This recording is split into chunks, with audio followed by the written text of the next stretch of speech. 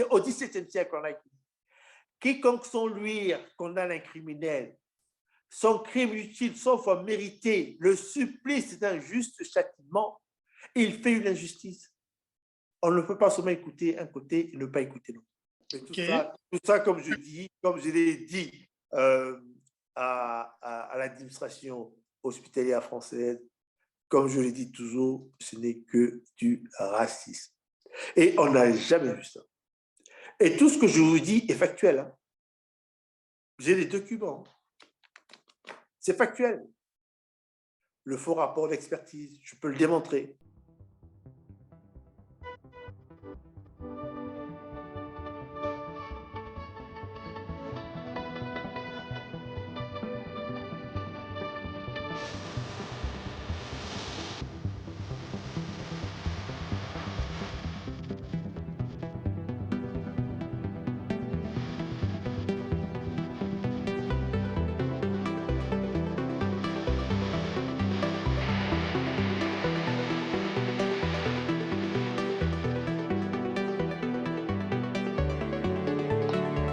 Mesdames, Mesdemoiselles et Messieurs, chers internautes, bonjour et bonsoir. Nous avons eu l'occasion de recevoir à notre émission le docteur Miakasissa.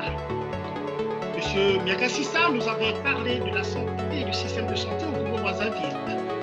Et pour aujourd'hui, nous revenons sur ce plateau avec un tout autre sujet. Nous allons parler du soupçon de racisme au centre hospitalier du Chinonais de Tours, où M. Miakasissa, le docteur Miakasissa, officiait à une certaine époque. Peut-on parler d'une affaire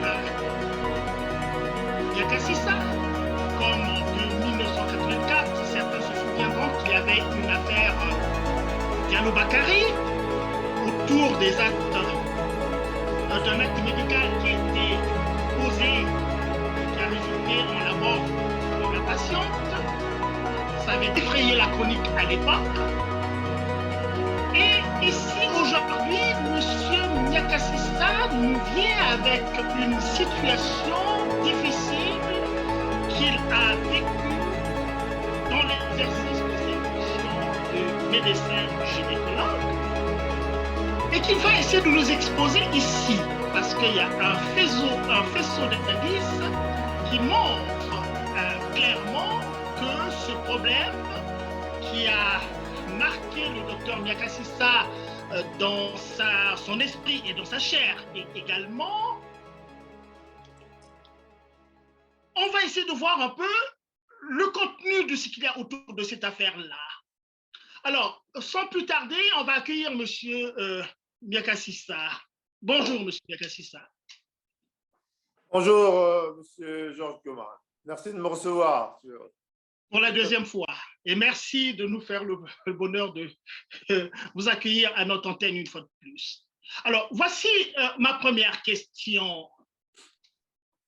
Le 10 mai 2022, vous avez, en vous requérant des services d'un huissier de justice, fait parvenir auprès de la directrice des affaires économiques du centre hospitalier du Chinonais, une sommation interpellative. Alors, à quoi rime-t-elle cette sommation, docteur Miakasissa? Quel est le sens que vous accordez, n'est-ce pas, à ce contentieux avec le CHC de Tours? Ben, il faut remonter dans le temps, comme vous l'avez dit dès le départ. Ça part en 2005, donc le 29 avril 2005. J'arrive à 8h30 pour prendre ma garde et il y a une patiente qui est en train d'accoucher. Je n'avais jamais suivi cette patiente, donc je ne la connaissais pas. Comme d'habitude, je m'habille, j'arrive à 8h30. Je vais en salle d'accouchement, je vois la sage-femme. Elle me dit non, non, ça se passe très très bien. Et puis la femme avait expulsé bientôt. Je dis bon, mais comme j'étais seul dans le service, je dis bon, mais pour faire avancer le temps, parce que j'en ai toujours pas le temps, je vais faire la visite là-haut. Si vous avez quelque chose, vous m'appelez. Je monte 2 minutes après, elle m'appelle. Je descends rapidement et quand j'arrive, l'enfant est né. OK. Et on se rend compte que cet enfant a ce qu'on appelle un plexus brachial, donc une élongation au niveau du bras, tout Oui. simplement parce que le bébé, il était gros, le bassin était petit, donc pour le sortir, il a fallu tirer. Ce sont des choses qui peuvent arriver, c'est ce qu'on appelle Oui. des aléas thérapeutiques, parce qu'ils avaient estimé le poids à 3,4 kg, le bébé né a pratiquement 4 kg. Donc, on demande une marge d'erreur de 10%. Donc là, on était à 20%. Il faut noter que dans les antécédents de cette patiente, elle avait déjà fait un bébé de 3 kilos qui avait eu une fracture de la clavicule. Donc, OK. elle mesure 1,45 m, donc ça aurait déjà dû alerter les gens. Mais Mhm. personne n'était alerté sur ce dossier et on n'avait rien mis. Donc, elle était suivie par un de mes confrères. Une seconde, docteur, on va interagir comme ça pour bien comprendre la chose. La Oui? patiente, est-ce que cette patiente était connue de vous? Qui Non. suivait cette patiente? C'est quand vous arrivez, qui est aux commandes de l'opération? Quand j'arrive, celui qui commande l'opération, c'est celui qui a suivi la patiente durant toute la grossesse. OK. Et généralement, quand il y a quelque chose qui ne va pas, on fait des transmissions. Moi, j'arrive, on ne me fait aucune transmission. Donc, pour moi, c'est une grossesse qui se déroule normalement. Oui. Voilà. Donc, quand on arrive, il y a une élongation du plexus brachial. Moi, quand on m'appelle, j'arrive, le bébé est déjà né, mais avec une élongation du plexus brachial. Bon, bah, en regardant le dossier, quand on regarde le dossier, on l'analyse en 30 secondes, on sait ce qui s'est passé. Ben, ça s'arrête là. Bon, et en plus, on n'avait pas élargi la filière génitale, ce qu'on appelle un peu l'épisiotomie, Mhm. qui aurait pu donner une large ouverture, qui n'a pas été faite. Mais bon, c'est des choses qui peuvent arriver. Ça, c'est le bébé est né, il allait bien, il avait son élongation du plexus brachial. Bon, voilà. Moi, je n'ai pas touché la lame. Je n'ai aucun mot dans le dossier. Et en plus, je ne la connaissais même pas. Elle a été suivie par mon collègue qui ne nous avait pas dit qu'il y avait ce genre de dossier. Vous savez, quand on travaille, on travaille toujours en équipe. Quand on a un dossier qui semble vous poser un problème, vous en parlez à tout le monde. Ou bien vous Voilà. mettez un mot dans le dossier pour que tout le monde soit sur le pont quand on arrive. Mais quand il n'y a rien, ça veut dire que 80% d'accouchements se font normalement. On n'a pas besoin d'obstétricien pour faire les accouchements. Mais là, moi, j'étais chez moi. À 3 h du matin, ils ont estimé le bébé à 3,3 kg, un à 3,4 kg. Bon, il faut aussi se dire que l'échographie n'est pas une balance. Donc, on peut se tromper dans les estimations du poids. Mais là, c'était, on nous demande 10%, mais là c'était 20%. Et après ça, on a pris le dossier, on l'a mis dans un tiroir. Mais avant Normalement, qu'on mette le dossier dans le tiroir, docteur, oui. quand on vous fait descendre, vous arrivez, le travail est en cours, le travail se fait, vous montez dans Non, votre... non, non, le bébé est déjà né. Ah, quand vous arrivez, le bébé était déjà né. Oui, en 30 secondes, je descends les étages, j'arrive, la sage-femme avait tout fait, le bébé était déjà né. Eh bien alors, qu'est-ce qu'on attendait de vous sur la base de cette élongation du bras-là? Quel acte devait suivre? Est-ce qu'on peut régler le problème? Qu'est-ce qu'on fait en ce moment-là? Non, mais là, bon, ce sont les neurochirurgiens qui vont intervenir. Bon, OK. mais nous, normalement, quand il y a un dossier comme ça, le lendemain, on doit se réunir pour dire qu'est-ce qui n'a pas marché. Voilà. Mais ça n'a pas été fait. Moi, je ne vais pas aller chercher un dossier que je n'ai pas géré pour demander à mes confrères qu'est-ce qui n'a pas marché. Ça n'a pas été fait. On a pris le dossier, on l'a mis dans un tiroir. Bon, maintenant, il faut savoir que c'est un accident. Quand c'est un accident, l'hôpital doit dédommager la cliente, la patiente. Bon. Maintenant, dans les démarches, ce qu'on proposait à la dame, elle n'acceptait pas trop ce qu'on lui proposait. C'est quoi ce qu'on lui proposait là? Qu'est-ce qu'on Mais lui proposait? L'enfant est né avec. de l'argent. On lui proposait de l'argent. On était dédommagé. Parce que l'assurance, l'hôpital a une assurance. Donc, pour les cas comme ça, qui sont des accidents, c'est l'assurance de l'hôpital qui agit.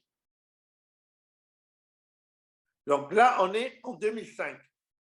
Mais avant de proposer de l'argent, docteur, quand même, bon, il y a cette élongation sur le plan purement de la technique médicale. Vous m'avez Ouais. parlé d'une chirurgie. Pourquoi une chirurgie n'a pas été programmée? Non, mais là, on a confié l'enfant au neurochirurgien. Donc, ça veut dire que l'enfant aura du mal à se servir de son bras. C'est quand même un handicap. Oui. Vous comprenez? C'est quand même un handicap. Donc, ça rentre dans ce qu'on appelle des aléas thérapeutiques. Ça survient sur un accouchement sur 5000. Voilà. Donc, vous pouvez passer toute votre vie de gynécologue obstétricien sans avoir vu une élongation du plexus brachial, ou bien vous aurez une élongation du plexus brachial, mais généralement, mais quand ça survient, c'est une surprise. Ouais. Donc, c'est, qu'on appelle ça. Est-ce que c'est quelque chose qu'on classe dans les erreurs médicales? Oui, non, on appelle ça des aléas thérapeutiques. C'est quoi la différence entre les aléas thérapeutiques et une erreur? C'est des choses qui arrivent, qui nous surprennent. Ah, vous comprenez? Eux, ils avaient estimé le bébé à 3,3 kg, mais le bébé est né à pratiquement 4 kg. Et si vous avez un petit bassin, regardez, si vous avez une petite ouverture et vous avez quelque chose de gros à faire sortir, vous serez obligé de tirer. C'est ça. Voilà. Donc, ça s'est arrivé là. Moi, je n'avais jamais vu la patiente. Je ne la connaissais pas. Il n'y avait aucun mot dans le dossier qui me disait que c'était un accouchement difficile. Sinon, je serais resté.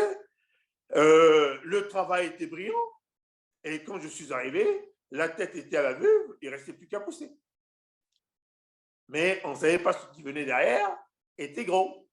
Ben, ce n'est pas moi qui estimais le poids du bébé, parce que dans le dossier, le poids du bébé était estimé à 3 heures du matin, mais moi, je dormais chez moi. Donc, je n'ai pas estimé le poids du bébé. Oui, alors là, je reviens encore pour de la précision. Vous arrivez, le travail est en train de faire. Est-ce que vous ne rentrez pas, vous ne rentrez pas dans ce travail-là?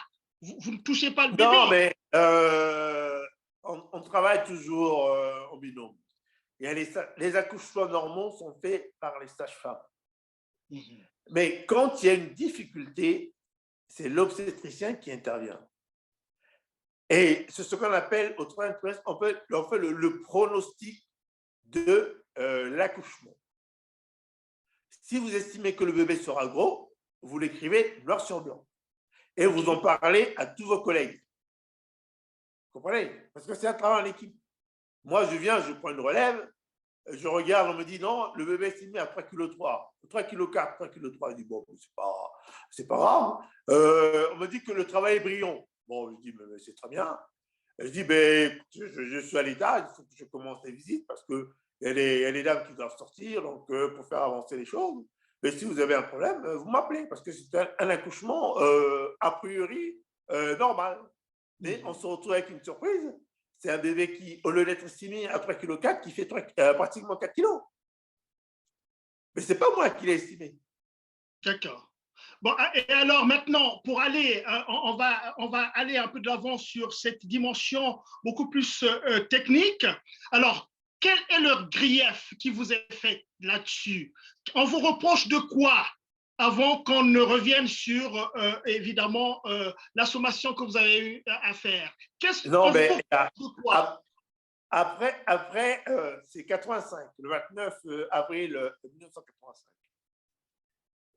Il arrive un moment où on refait les bâtiments de l'hôpital. OK. Moi, je suis sans les bâtiments neufs. Je suis dans un bureau qui fait 32 degrés. C'est énorme, 32 degrés. Normalement, on travaille à 26 degrés. À l'hôpital, je quoi. Je me plains à la direction, je dis, mais il faut faire quelque chose. Il y avait des climatiseurs à 300 € qu'on pouvait mettre dans mon bureau pour que je puisse travailler correctement. Mais je ne suis pas entendu. Jusqu'à ce que j'ai une brûlure dans le dos. Donc, j'étais déshydraté à cause de la chaleur. C'est 32 degrés, c'est énorme. Dans les bureaux, on travaille au moins à 26 degrés, donc 6 degrés de plus, c'est énorme. Et je suis en arrêt de travail, pas maladie, arrêt de travail, reconnu par l'assurance maladie. Il dit que le docteur Miekasissa travaille dans des mauvaises conditions. Donc, il faut améliorer ces conditions de travail. Mais quand l'assurance maladie reconnaît un accident de travail, l'hôpital doit payer une pénalité. Et vous savez ce qu'ils ont fait? Ils ont fait appel de la décision. C'est leur ressort. Moi, je pense que… Quand vous dites ils ont fait, c'est l'hôpital alors, c'est ça? Oui, c'est la direction qui a fait appel. La direction du centre hospitalier du Chinonais fait appel de la décision. Vous avez un de vos travailleurs qu'on juge qui travaille dans les mauvaises conditions. Vous dites non, vous faites appel de la décision. Il y a quand même un problème. Vous aurez pu acheter un climatiseur à 300 € au mètre pour que je puisse travailler dans les bonnes conditions. Hein? J'ai dit, mais pour moi, c'était un four crématoire. On ne peut pas travailler là-dedans. Il faisait tellement chaud que je suis obligé de m'arrêter pendant un mois. Mais ça a été reconnu comme étant un accident de travail. Ils font appel. Ils ne me disent même pas qu'ils font appel, mais ils sont déboutés. Voilà. Donc, ils sont déboutés. On leur dit, oui, effectivement, le docteur Miekasissa travaille dans des mauvaises conditions. Le médecin du travail me dit, docteur Miekasissa, vous êtes le seul à vous plaindre. C'est tout à fait normal. Ces bâtiments étaient mal conçus. Il fait très, très chaud dans ces bâtiments-là. Ça, c'est le médecin du travail qui me le dit. Mais le fait que je me plaigne a été mal perçu par la direction. Il ne fallait pas que je me plaigne. Est-ce que les deux autres docteurs, est-ce que les autres, vos collègues, est-ce qu'ils travaillaient dans les mêmes conditions à peu près que vous, là? Oui, mais non, eux, ils avaient leur bureau excentré. Moi, j'avais une baie vitrée derrière mon dos. Donc, quand le soleil était au zénith, pour moi, c'était la catastrophe. Je suis allé en arrêt de travail, pas arrêt maladie, arrêt de travail, reconnu par l'assurance maladie d'Indre-et-Loire. Ils ont dit, oui, effectivement, on ne travaille pas à 32 degrés dans un bureau. C'est un sauna. On travaille moins à 26 degrés. Mais le fait de mettre plein m'a tiré les foudres de la direction. Parce que, quand c'est comme ça, la direction doit payer une certaine pénalité au niveau de l'assurance maladie. Oui, je comprends très bien, docteur. Bon, mon soupçon là-dedans, là, quand vous expliquez la chose de cette manière-là, est-ce qu'il vous est venu à l'esprit de dire que vous aurez peut-être subi un traitement différentiel en fonction de ce que vous êtes, disons les choses clairement? Voilà, à ce point-là, qu'on ne vous accorde pas des conditions de travail optimales, parce que nous sommes à l'hôpital. Évidemment, vous avez raison de solliciter des conditions de travail optimales, parce que de votre santé, je pense, dépend aussi la santé des patients que vous avez sous votre responsabilité. Exactement. Si je ne suis pas en bonne santé, je vois mal comment pourrais-je travailler. Mais le problème, c'est de mettre plein. On m'a même accusé d'avoir participé à la conception de ces bâtiments-là. Vous savez, ici, il y a ce qu'on appelle la CME, la commission médicale établissement, où se retrouvent et la direction et les professionnels de santé. Et moi, je n'y connais rien en urbanisme, je ne connais rien en construction des bâtiments. Donc, ce n'est pas de ma faute.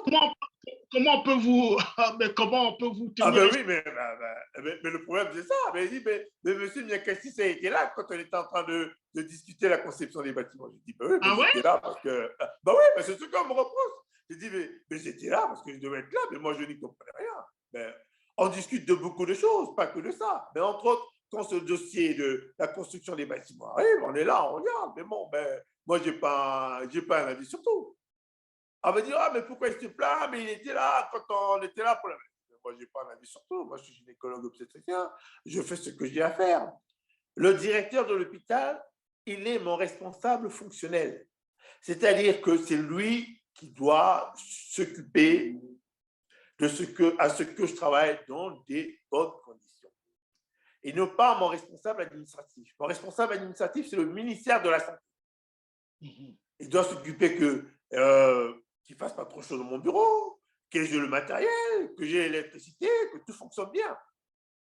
Voilà. Parce que, et le directeur de l'hôpital et moi, nous avons le même responsable administratif. Le responsable administratif, c'est celui qui est en mesure de nous sanctionner, tous les deux. Voilà. Donc, le fait de mettre plein, on m'a dit non, mais celui-là, il commence à foutre la pagaille dans le service. Je dis, mais non, mais je ne peux pas. Bon. Je ne peux pas travailler comme ça. Et, oui. Et ça continue.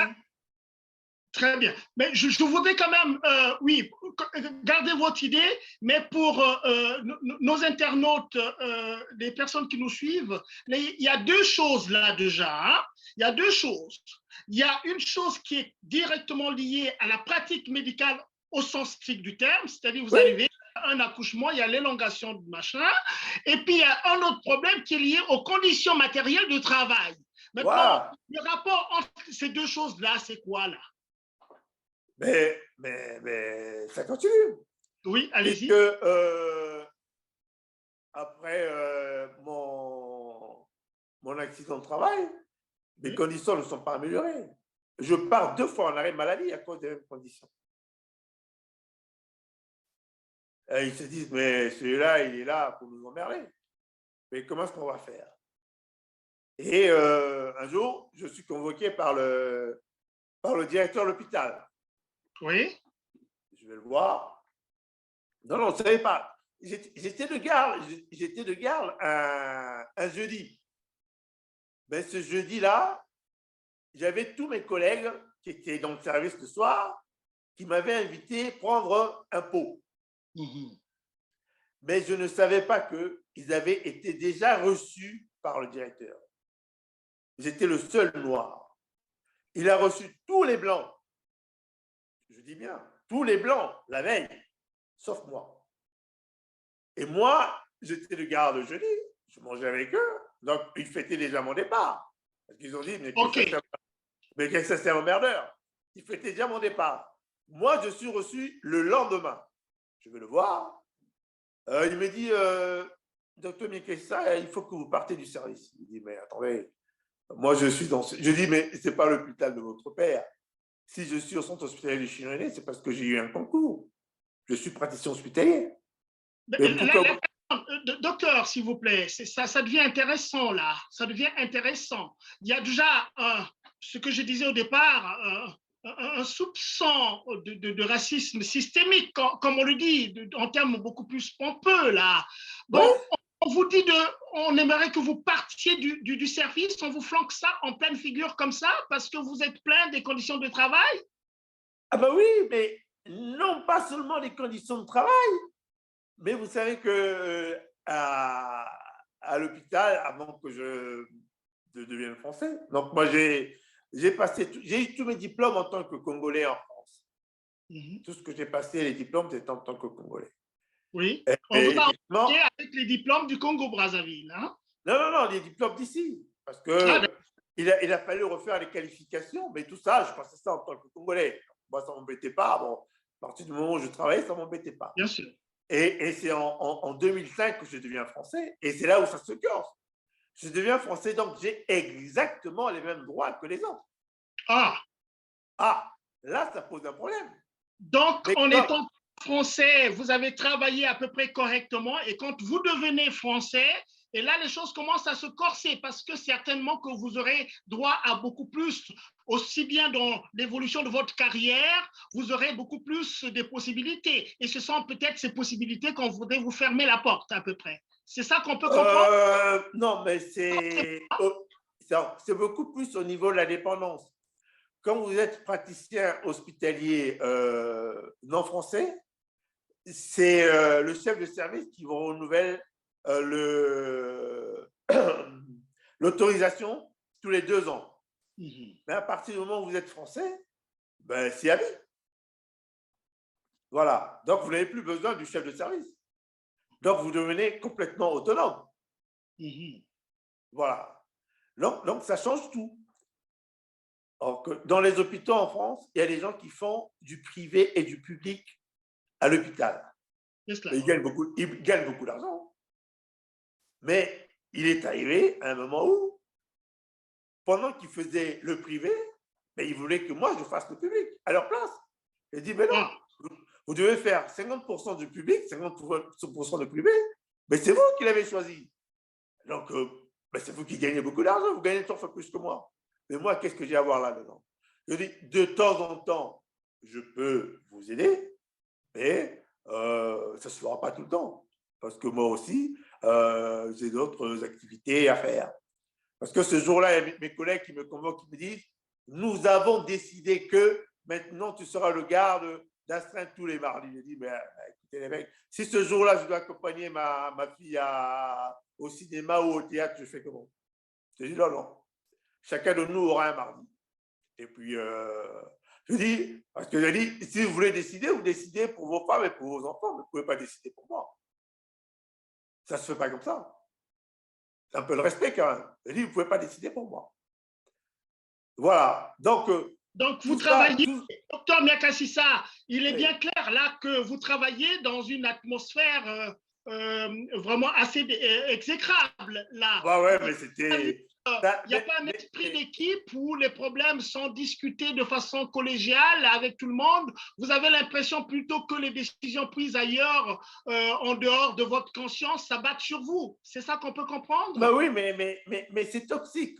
Moi, j'ai été formé dans un système où tous les matins, on se retrouvait, on faisait une révision de dossier, on voyait les dossiers sur lesquels on avait péché pour ne pas refaire les mêmes erreurs. C'est les retours un peu d'expérience. Et puis, on discutait tous. Mais là, comme il y a des gens qui, en guillemets, voulaient faire leur pognon, ben, ce genre de réunion n'existait plus. Donc, chacun de nous venait, faisait son truc et puis partait. Bon, moi ayant gardé cette formation que j'avais, quand j'avais quelque chose à dire aux autres, je l'écrivais dans le dossier. Voilà. Mais ça emmerdait pas mal de gens. Parce qu'à partir du moment où j'ai écrit quelque chose, vous devez en tenir compte. Parce que si ça va mal, ben, ça posera un problème. Quand je disais, par exemple, j'estime que ce bébé est gros, ça veut dire qu'il faut que l'obstétricien soit à côté de la sage-femme. Mais les gens veulent dormir la nuit. Mais il dit, mais le travail que nous faisons, c'est un travail difficile. Hein? Comme disait un de mes professeurs, l'obstétrique ne se fait pas au téléphone. Quand vous êtes un obstétricien, vous devez prendre votre garde à l'hôpital. Parce qu'en moins d'1 minute, cette femme qui saigne, par exemple, l'hémorragie de la délivrance, c'est la première cause de la mortalité maternelle en Afrique. En 1 minute, une femme peut perdre 1 litre de sang. Mais s'il n'y a pas l'obstétricien qui est là, parce que ces gestes-là ne sont faits que par l'obstétricien, on fait quoi là? Donc moi, j'avais gardé cette rigueur. Même si c'était des astreintes, j'étais obligé de prendre mes astreintes sur place. Parce que l'obstétrique ne se fait pas au téléphone, il faut voir. Il faut être là, il faut juger. Voilà. Donc, c'était un peu cette différence dans l'approche de la pratique obstétricale. Parce que l'obstétrique n'est pas une science, c'est un art. Il y a des choses que, quand on vous enseigne, c'est comme en milieu de médecine, c'est le compagnonnage. Moi, je connais un peu, voilà ce que tu peux faire dans telle situation. Voilà. C'est les situations que tu ne retrouveras jamais dans un bouquin.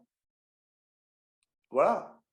Alors, docteur Miakasissa, dans ce genre de service, il est courant, hein, surtout dans le domaine qui est le vôtre, qu'il y ait des tensions au sein des services, des tensions qui sont liées à la compétition aussi entre les médecins, à des enjeux de pouvoir aussi avec des médecins les uns et les autres, et que certains voudraient voir d'autres partir. C'est quand même aussi un milieu très difficile, en dehors du fait que le cadre, d'une manière générale, c'est là où, en fait, on doit redonner la santé aux populations et aux gens, et que rien que sur cette base-là, il devait avoir des meilleures relations entre des collègues, non? Mais comment vous savez tout ça? Ce que vous venez de Non, dire. non, mais je suis votre discours. Ce n'est pas que je sache tout ça, mais c'est un peu votre discours que je vous pose ces questions parce qu'on ne peut pas demander à quelqu'un, vous arrêtez de travailler parce que vous êtes plein, n'est-ce pas, des conditions de travail dans votre bureau. Ça, non, mais ce que vous dites est tout à fait vrai. Vous savez, je travaillais au centre hospitalier du Chinonais. Il y avait des patientes qui prenaient des rendez-vous avec moi, mais on leur disait que le docteur Mekaïssa ne travaille pas là. Et celle qui disait que le docteur Mekaïssa ne travaillait pas là était l'une de mes patientes. Il y avait, quand vous rentrez à l'hôpital, hein, quand vous rentrez à l'hôpital, vous avez des panneaux, on met chef de service, docteur Attel. Mais comme il y avait mon nom là, ben on était obligé d'enlever le panneau. Ah ouais? Oui, on l'a enlevé. Et donc, ben, on commençait déjà à faire le travail pour que le docteur Mekaïssa parte. Et quand, dans une petite ville comme ça, vous, noir, il faut le dire, médecin comme tout le monde, vous commencez à prendre en charge, les femmes de vos confrères qui sont en ville, ça veut dire que ces gens-là ont une certaine estime pour vous. Mais ça pose un problème, parce que vous êtes noir. Mais comme je dis toujours, la science, elle est universelle. La connerie est locale. Donc, tout ça, ça commençait à entraîner un peu de tension. Voilà. Donc, ce jeudi-là où moi, je vais discuter avec mes amis, ils m'appellent pour prendre un petit pot, mais je ne sais pas qu'ils ont été reçus par le directeur de l'hôpital. Rappelez-nous les dates aussi, hein, docteur, parce que la première question que je vous ai posée, c'est votre sommation là, qui est de 2022, là, donc récemment le 10 mai 2022, et là vous étiez dans les 2007, 8, 9, non, mais là, donc essayez de nous poser des dates pour qu'on essaie de voir la filiation des événements au cours de l'histoire. 2005, c'est l'accouchement, je n'ai pas participé à l'accouchement, je n'ai rien fait. 2006, c'est l'arrêt maladie. Et 2007, c'est là où le directeur me demande de partir. Okay. Je dis, mais pourquoi partirais-je? Je dis, mais ce n'est pas votre hôpital. À ce que je sache, moi, je suis là par concours, puisque j'ai un concours. J'ai un poste. Et je veux vous dire, ça fait 15 ans que je ne travaille plus. Ce poste-là, il reste inoccupé. Le poste est resté non occupé. Mais le poste appartient à Mekaïssa. Ah! Vous ne pouvez pas l'occuper. Si l'information n'est pas remontée au ministère, le poste appartient à Mekaïssa. Donc, vous allez travailler en sous-effectif. Vous ne pouvez pas me prendre mon poste. Mais vous avez travaillé quand, docteur? Hein? Vous avez vous-même, enfin, vous avez arrêté de travailler quand? J'ai arrêté de travailler le 2 octobre 2007. 2007. Oui. Et votre poste existe, mais vous ne travaillez pas. Voilà, j'étais en arrêt maladie. Je suis toujours au même problème. Et pendant l'arrêt maladie, attendez, je vais y arriver. Oui, allez, avec le directeur, 2007, ça c'est juin, il me dit, il faut que vous partiez. Il me dit, je vais partir où? Je dis, mais ce n'est pas l'hôpital de votre père.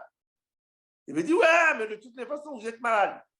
Je dis, mais si je suis malade, de quoi souffrirais-je? Je dis, mais à ce que je sache, vous n'êtes pas encore médecin. Vous pouvez donner un diagnostic, vous? Ouais, je dis, mais ce type a beaucoup d'aplomb. Ah ouais, il me dit que je suis malade, oui. Je dis, mais à ce que je sache, vous n'êtes pas encore médecin. Si je suis malade, de quoi souffrirais-je? Ah, je dis, ça ne va pas. Il me dit, ouais, excusez-moi, mais moi, je n'ai qu'un petit doctorat en droit. Mais moi, je dis, mais moi, j'ai un gros doctorat en médecine. Et c'est parti de là. Hein. Je dis, moi, j'ai un gros doctorat en médecine. Je dis, ben, si vous vous sous-estimez, je dis, non, mais moi, je suis, je fais ce que je sais faire, c'est tout. Et j'ai eu droit à une fatwa. Une fatwa. Le directeur qui dit, je suis chez moi. C'est-à-dire, vous étiez pourchassé. Il faut dire les choses. Non, je suis chez moi. Je fais ce que je veux. Je ferai tout pour que le docteur Mekaïssa n'exerce plus la médecine en France. Mais en vertu de quoi, là? Ben, il faut lui poser la question. Je suis chez Cette moi. personne qui le dit, c'est le chef de service, c'est ça? Non, le directeur de l'hôpital. Ah, le directeur d'hôpital, donc un administratif, qui n'est même pas médecin. Voilà, il dit, je suis chez moi, je fais ce que je veux, je ferai tout pour que le docteur Nkessa n'exerce plus la médecine en France. En France, carrément. Voilà, carrément. Mais entre-temps, comme j'écrivais un peu partout, il y a eu un inspecteur du travail qui m'a reçu pour voir un peu les conditions, voir un peu mes conditions de travail. Il était allé à l'hôpital, il revient, il me dit, un inspecteur du travail, hein, il vous dit, je suis désolé, docteur Nkessa, la machine à broyer est en marche, bonne chance. Ah ouais? Ben, ce que je vous dis est véridique. Hein. Docteur Nkessa. La machine à broyer est en marche, c'est bonne chance.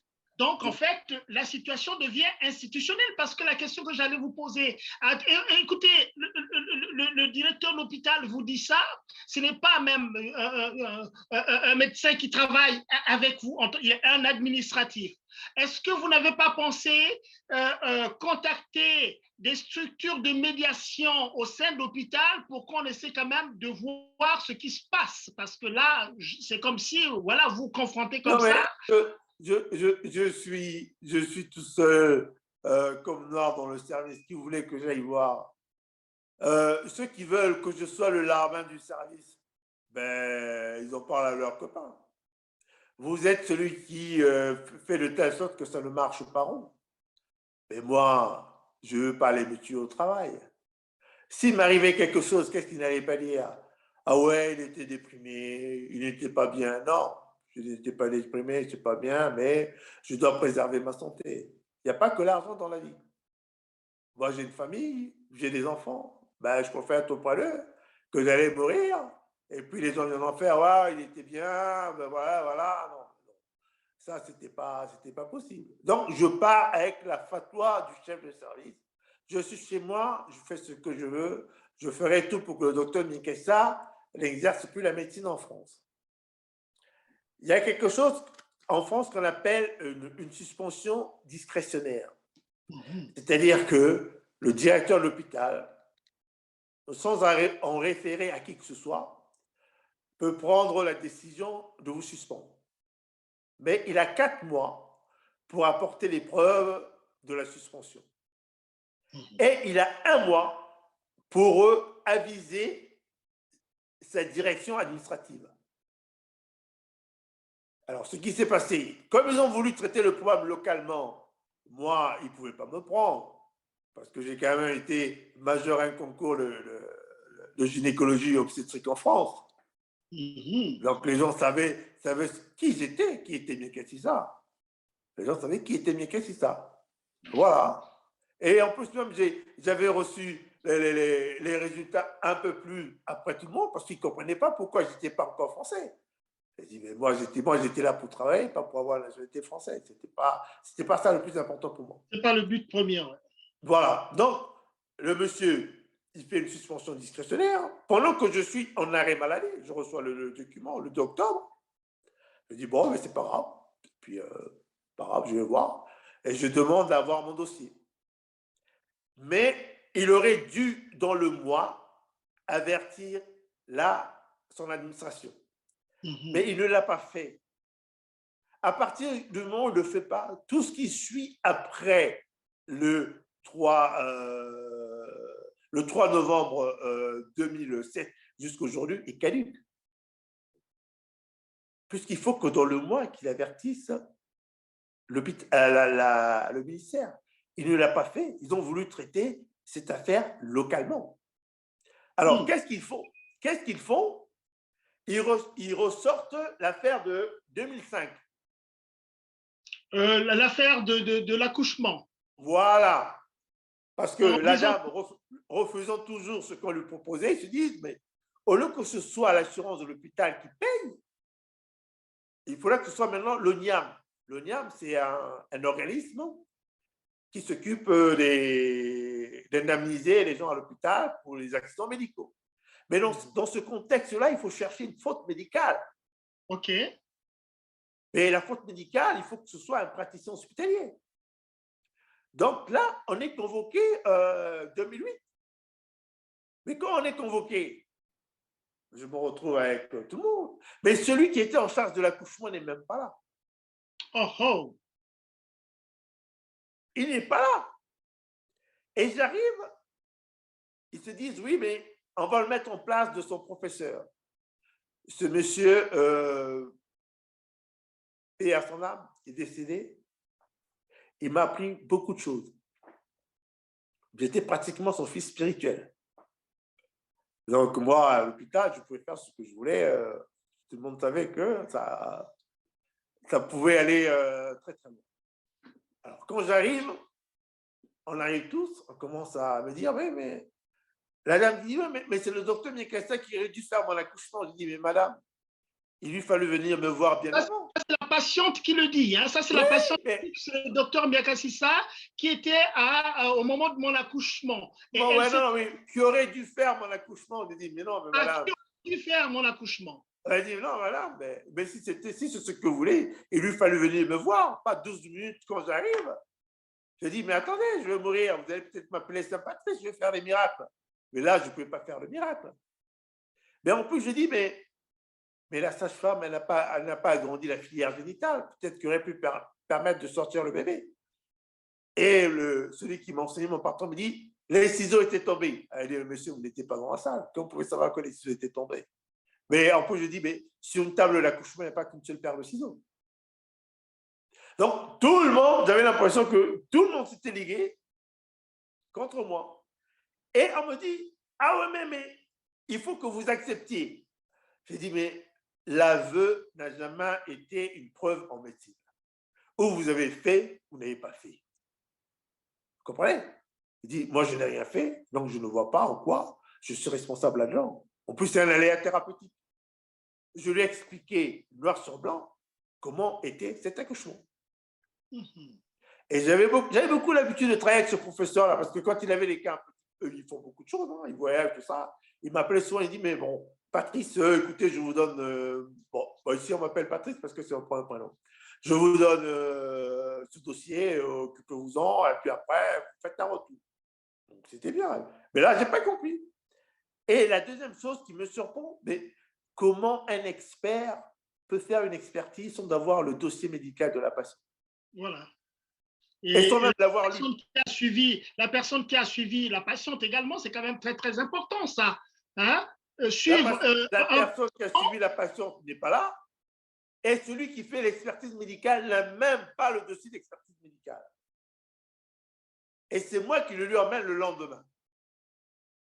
Et vous savez ce qui s'est passé? Mais dites-nous. On a falsifié le dossier médical. Avant dans la falsifié. Vous dites falsifié, hein, c'est-à-dire que on a rajouté le dossier. Oui, non, mais mes collègues ont rajouté un terme qui faisait croire que l'accouchement pouvait poser des difficultés. Une année et demie après, il m'a attendez, une année et demie après, vous rajoutez ça, j'ai dit, mais c'est plus possible, ça ne se fait pas. C'est de la surcharge de dossier, ça, un dossier surchargé. C'est-à-dire qu'il a manipulé après l'événement. C'est bien cela. Pratiquement une année et demie après, on vient rajouter un écrit dans un dossier. Mais ça ne se fait pas. C'est comme si aujourd'hui, vous êtes directeur d'une banque, vous dites, aujourd'hui, je prends 1500 dans la caisse et je viens de les rendre demain. C'est du vol. C'est de la fraude. C'est la fraude. Et ils étaient obligés de lui écrire pour dire, attention, je n'ai pas voulu le dire pendant la réunion qu'on a eue, sans celui qui a fait l'accouchement, mais je vous dis que ce dossier-là a été falsifié, monsieur. On a rajouté quelque chose. Et la démonstration a été bien faite et plausible de la surcharge. Mais sans venir tout ça là, moi j'avais fait une copie du dossier. On sent venir les choses. Quand on veut chercher un bouc émissaire, en plus un noir, on sent venir les choses. Moi, j'avais une photocopie du dossier. Donc, si vous rajoutez quelque chose, je vous emmène le dossier que j'ai photocopié. Vous comprenez? Donc, je lui ai écrit avec accusé de réception. Et en plus, quand on arrive à la première réunion d'expertise, mon expert à moi, c'est un médecin généraliste. Je n'ai rien contre les médecins généralistes, mais qu'est-ce qu'il connaît mieux que moi en obstétrique? Vous comprenez? Normalement, c'est lui qui doit me défendre. Et quand c'est comme ça, il doit me voir en amont pour qu'on parle du problème, pour que je lui explique, pour qu'il aille défendre mon dossier. Mais on se retrouve tous là. Il y avait l'agent de l'assurance de l'hôpital qui me dit « Ah ouais, mais monsieur Mekashissa, on ne vous paye pas pour ça. » Je dis « Oui, effectivement, on ne me paye pas pour ça. Pas pour falsifier les dossiers. Hein? » Voilà. Donc, il y avait l'expert, il y avait la patiente, il y avait la sage-femme. Ah ben, tout était dirigé contre Mekashissa. C'est Mekashissa qui aurait dû faire l'accouchement parce que j'ai travaillé dans un hôpital où il y avait beaucoup plus d'accouchements que là où on travaillait. Je dis, mais monsieur, mais là-bas, on prenait le temps de la réflexion. C'est pour ça que ce genre de choses ne nous arrive pas. On prenait le temps de la réflexion. Et ça s'est terminé là. Bon, tout le monde est rentré dans ses pénacles. Et puis, en juillet 2008... on est rentré, chacun est rentré chez lui. Bon, chacune est rentrée chez elle. Et donc, on cherche à mettre la responsabilité sur une personne qui est, disons-le, le noir du service, puisque ça se dit là. Franchement, on cherche la responsabilité sur M. Mekashissa. Et puis, bon, voilà, indemniser la dame, et ainsi de suite. Donc, il faut trouver une raison pour que la structure qui est chargée des indemnisations puisse avoir une raison valable pour déclencher le processus d'indemnisation. Voilà, c'est ce qu'on appelle... Vous laissez faire dans cette affaire-là? Non? Non, c'est ce qu'on appelle l'ONIAM. Mais quand il y a une procédure, ce qu'on appelle une procédure civile, parce que c'est une procédure civile, la base d'une procédure civile, c'est le contradictoire et la communication spontanée des dossiers, des pièces. Si j'ai une pièce, si je t'accuse, je dois te l'envoyer pour que tu aies le temps de te défendre. Et quand j'ai été condamné, je ne savais même pas que j'étais poursuivi. Je ne savais même pas. Je n'avais pas d'avocat. Je n'ai jamais lu ni le rapport, ni le pré-rapport, et je n'ai jamais vu le juge. C'est comme si vous, aujourd'hui, M. Georges Thomas au Canada, demain matin, il y a un monsieur qui vient vous déposer un dossier pour dire que, voilà, on vous accuse. Mais vous m'accusez de quoi? Mais je n'ai jamais participé à la procédure. C'est ça la justice en France. Hein? On peut vous dire que vous avez volé. Prenez un avocat. Participez à la procédure. Mais là, rien du tout. Je n'étais même pas au courant que j'étais poursuivi. Bon, pour moi, c'est terminé. Je n'ai même pas pris d'avocat. Quand l'expert fait un rapport, normalement, il doit faire un pré-rapport parce qu'on a le droit de le contester. Un rapport final et la présentation devant un juge. Les deux piliers de la justice française sont le contradictoire et la présentation devant un juge. Je n'ai eu ni de contradictoire, ni de présentation devant un juge, je ne savais pas. Donc, je suis le premier homme au monde à avoir été condamné sans que je sache de quoi me reprocher. Aujourd'hui, vous, M. Goma, vous vous réveillez demain matin, il y a un policier canadien qui arrive et vous dit, voilà, vous avez été condamné par le juge qui est à Ontario, ouais, voilà, parce que vous passez par là, voilà, c'est tout. Je dis, mais c'est pas sérieux. Je dis, c'est pas sérieux. Je dis, mais moi, je ne veux pas me laisser faire. Pourquoi ils ont utilisé le professeur qui m'a formé? Parce qu'en médecine, il y a un certain respect vis-à-vis des gens qui vous forment. Mais nous sommes des adultes. Moi, j'ai une femme, j'ai des enfants. Je ne peux pas me laisser aller comme ça, accepter n'importe quoi. Là, on est dans le contexte de la science. La science est universelle. Mais je lui ai expliqué le dossier, comment est-ce que je voyais le dossier. Et vous allez comprendre après pourquoi. Donc là, ils ont fait les choses à la va-vite, sans que je sois au courant. Et ils envoient à l'ONIAM, cette institution, au lieu que ce soit l'assurance de l'hôpital qui paye.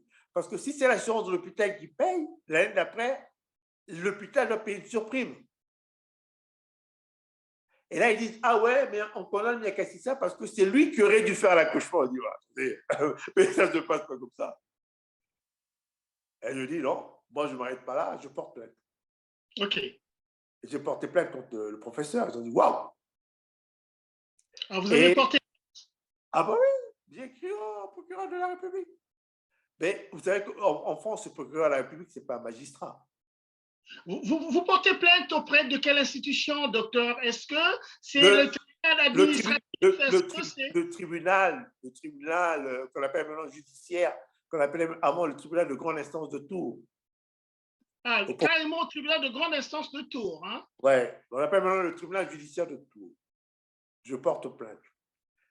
Mais le procureur n'est pas un magistrat en France. Pourquoi est-ce que vous, en fait, comment vous dénommez votre plainte? Vous portez plainte pour quoi? Est-ce que vous portez plainte pour discrimination raciale dans le service? Parce que si je vois très bien là, docteur, il s'agit finalement de ce fameux racisme envers les Noirs, disons les choses, parce que quand on regarde quand même aussi, il y a beaucoup de Noirs qui officient dans les hôpitaux ici, et puis on se dit, mais attendez, mais les autres ne vivent peut-être pas ça.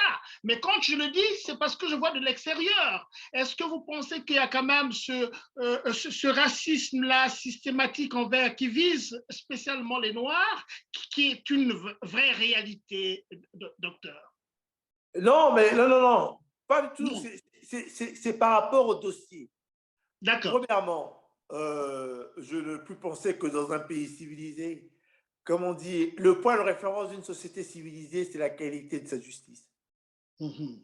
Et dans un pays, on ne peut pas condamner quelqu'un qu'on n'a jamais vu, qui n'est pas au courant de ce qu'on lui reproche, qui n'a pas d'avocat parce que vous devez avoir un avocat, qui n'a pas lu le pré-rapport, ni le rapport de l'expert, ni le juge, parce que vous devez vous expliquer devant le juge. J'ai dit, mais ce n'est pas comme ça la justice. Et le magistrat n'est pas, le procureur de la République qui est en charge de la protection de la société n'est pas un magistrat en France, parce qu'il dépend du ministre, il n'est pas indépendant. Voilà. Je pose plainte, ça ne marche toujours pas. Et ce que je fais, c'est inédit. J'ai écrit au président de la République, Nicolas Sarkozy. Ah ouais? Oui. Et vous avez eu une réponse? Je l'ai courrier. J'ai dit, voilà ce que je vis. Il a lu le courrier. Il a dit, mais ce n'est pas normal. Le jour où il appelle le préfet, oh là là, tout bouge. Le procureur de la République, le commissariat qui m'appelle, le préfet qui dit, il faut faire quelque chose, la dame de l'assurance maladie qui dit, moi j'avais fait mon boulot. Effectivement, c'était un accident de travail, j'en connais, mais la France est une société médiévale, hein. Ça va là-haut et puis ça descend. Mais quand le chef tourne là-haut, en bas, ils exécutent. Et je n'ai pu porter plainte que grâce au président Nicolas Sarkozy. Et c'est là où le procureur de la République a daigné prendre ma plainte. Mais ce n'est pas normal. Mais si on est dans un pays où les magistrats sont indépendants, ils n'ont pas besoin d'une autorité publique. Il y a la séparation des pouvoirs en France. Il y a l'exécutif, le législatif et le judiciaire. Mais je ne suis pas obligé de passer par l'exécutif pour qu'il fasse pression sur le judiciaire pour que j'ai gain de cause. Je suis injustifiable comme tout le monde. Je paye mes impôts. Donc le procureur doit quand même se pencher sur mon cas. Eh bien non.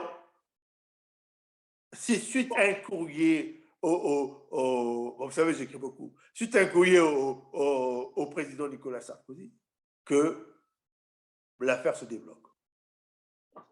Je vais porter plainte.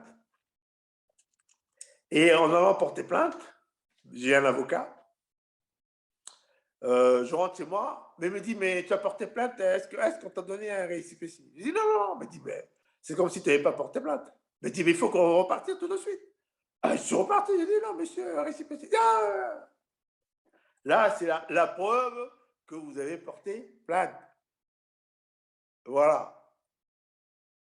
Mais docteur Miakachissa, on va s'arrêter un peu là parce que cette partie de la porter plainte, vous avez évoqué un avocat, et quand on voit l'affiliation, n'est-ce pas, de ce problème-là, un hôpital qui est là, vous avez des collègues de tous les groupes raciaux, je vais dire, et personne ne vous soutient dans cette affaire-là. Vous vous sentez presque seul quand et les individus et les structures finalement. Et est-ce que à un moment vous avez pensé peut-être prendre un avocat qui est un avocat noir, par exemple, en se disant que, ben, écoutez, un noir peut peut-être me comprendre s'il y a un petit soupçon de racisme dans le traitement de votre problème et que je prenne un avocat noir qui saura peut-être me défendre parce qu'il connaît les problèmes dont les Noirs sont victimes sur le plan de la différenciation raciale. Je ne sais pas si je suis clair dans ma question. Oui, non, mais vous êtes tout à fait clair. Au début, je prends un avocat, c'est mon épouse. Mon épouse est juriste. Elle prend un avocat blanc. Et quand je demande mon dossier, je me rends compte que celui qui avait fait l'accouchement a reconnu dans un courrier sa responsabilité. Vous comprenez? Il reconnaît noir sur blanc sa responsabilité dans l'accouchement. OK. Et il ne cite pas mon nom. OK. Ce courrier est dissimulé quelque part.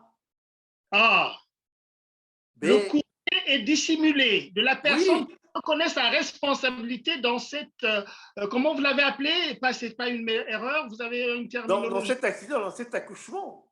Oui. Il reconnaît sa responsabilité. Il reconnaît avoir mal estimé le poids du bébé. Mais ce courrier-là. Vous l'avez dans vos archives, ce courrier? Oui, mais il ne devait pas y être. Mais il est dans mes archives. J'ai ce courrier-là, mais je ne sais pas comment. Vous comprenez? Où il reconnaît noir sur blanc que j'ai mal estimé le poids du bébé, la sage-femme a fait ce qu'il fallait faire. Et il n'y a pas le nom de Mieke Sissa. Alors pourquoi vous condamnez Mieke Sissa? J'ai le courrier ici. Noir sur blanc, il reconnaît. Il n'est pas à l'expertise parce qu'on dit non. Lui, non. Parce qu'avant d'aller à l'expertise, on vous demande un peu d'expliquer comment s'est passé l'accouchement. Moi, j'explique. Et puis après, le professeur commence à dire oui, qu'est-ce que ça, c'est un menteur. Il dit bah, on va voir qui est menteur là-dedans. Mais voilà. Moi, j'ai fait comme mon job. Mais celui qui s'occupe de la dame du début jusqu'à la fin, même jusqu'à 12 minutes avant que je n'arrive, fait un courrier explicite, noir sur blanc, dans lequel il reconnaît sa responsabilité. Mais ils n'ont pas eu le temps d'expurger ce courrier-là, et moi, je l'ai reçu. Il dit, ben voilà. Qu'est-ce que vous me cherchez? Non seulement je ne suis pas au courant de la procédure qui me condamne, parce que je peux dormir. Ça veut dire qu'un juge à Lille peut prendre une décision pour dire qu'il condamne les caisses, ça, je serais condamné. Mais celui qui a fait l'accouchement, il reconnaît noir sur blanc, mais j'ai le courrier là. Qu'est-ce qui se passe? Qu'est-ce qui se passe? Voilà. Je pense qu'on n'est pas obligé d'être clair pour comprendre un peu ce qui se passe avec tout le récit, les faits que vous nous apportez là, de voir qu'il y a une personne à abattre et cette des est de race noire et il faut qu'il parte nécessairement là. Il y a des lettres de reconnaissance de fautes qu'on fait disparaître comme ça. Oui, mais c'est flagrant. Quand un inspecteur du travail vous dit, docteur Mieke Sissa, je vous souhaite bonne chance, la machine à broyer en marche, un inspecteur du travail est là pour faire respecter les lois du travail. Il dit, là, moi, je ne peux plus rien faire pour vous. Je vous souhaite bonne chance, la machine à broyer est en marche. Donc, ils se disent, non seulement ils s'attaquent, parce que le professeur auquel je me suis attaqué, c'était l'une des plus grandes sommités de gynécologie obstétrique en France. Et je lui fais comprendre par mes écrits, mais ce n'est pas ce que vous m'avez appris. Voilà ce que vous m'avez appris. Et vous allez comprendre pourquoi après. Ils se disent, mais c'est pas possible. Mais comment il peut avoir autant de cran pour faire ça? C'est pas facile. C'est comme quand on dit que le Congo est une dictature, Brazzaville est une dictature. Vous pensez que ça nous fait plaisir? Non, ce sont les faits. Là, on peut dire que la France est un pays raciste. Oui, ce sont des faits qui montrent que la France est un pays raciste. Mais comment un procureur de la République doit attendre l'injonction du président de la République pour prendre une plainte? Mais c'est jamais vu nulle part.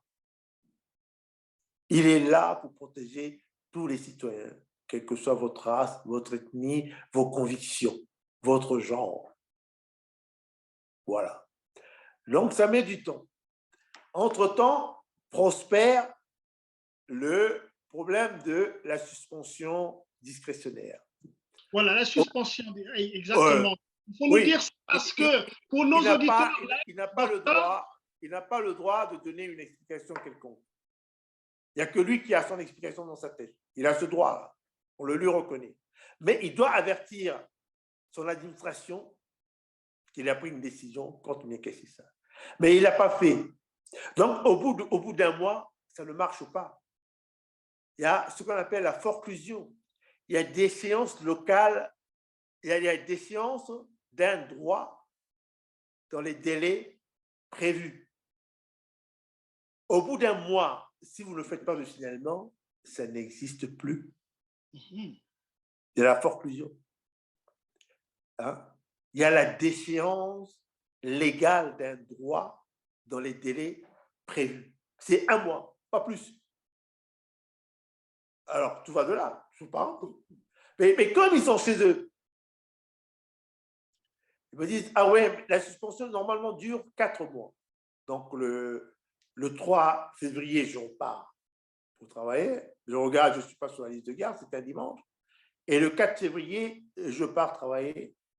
Je suis attendu par un comité d'accueil d'au moins 10 personnes. D'au moins 10 personnes. Quand vous supposez que votre suspension est terminée, je vais reprendre mon poste. Ben oui, mais au bout de 4 mois, il faut apporter les preuves.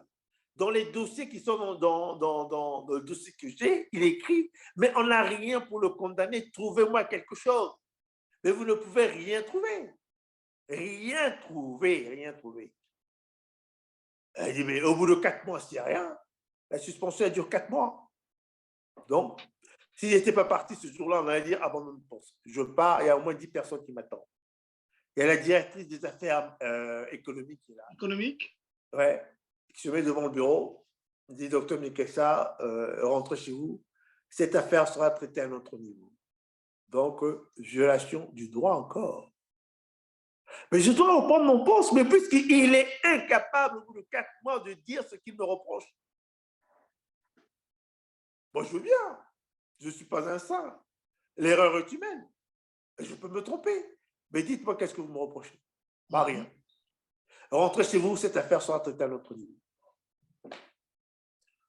Après, bon, ce sont des procédures. Là, on est en 2007, hein, c'est ça? Oui, là, oui. Oui. En 2008 maintenant, ouais, on est en 2008, ouais. 4 mois après la suspension. Je suis examiné par 7 psychiatres pour voir un peu si je veux bien, parce que pour eux, c'est inédit. Quelqu'un qui s'attaque à l'un des meilleurs professeurs de France. Ils se disent, mais ce type-là, il doit avoir quelque chose. Je dis, mais non. Donc, je suis vu par mes collègues, tout ça. Et à la fin, ils disent, ah non, mais nous, on n'a rien trouvé. Le docteur Miekessissa, il peut reprendre son travail. Mais à une seule condition. Il faut améliorer ses conditions de travail. Ouais. Ça, c'est l'URSSAF qui dit ça? Ah non, c'est ce qu'on appelle un comité médical. Ah d'accord, ok. Mais à un moment, il y a l'URSSAF qui intervient aussi là-dedans, non? Non. Oui, mais l'URSSAF intervient après. Après, d'accord, ok. Donc là, on est en 2008. On dit, en 2008. On dit, mais le monsieur sur lequel vous étiez là, mais il n'a rien fait. Qu'est-ce que vous lui reprochez? Rien du tout. Mais nous, on vous demande seulement d'améliorer ses conditions de travail. Parce qu'il travaille dans les mauvaises conditions de travail, puisque j'avais le dos brûlé. Il va travailler pour avoir le dos brûlé. En plus, quand il fait chaud, on est déshydraté, on est fatigué, même pour... Bon, c'est pas bon de travailler dans les mauvaises conditions. On est quand même en France. Et il lui fallut 300 € pour acheter un petit climatiseur, le mettre dans mon bureau le problème était terminé. Mais comme ils voulaient à tout prix que je parte, mais il fallait que j'endure tout ça. À la fin, on leur dit, il n'y a rien. Mais comme c'est une suspension discrétionnaire,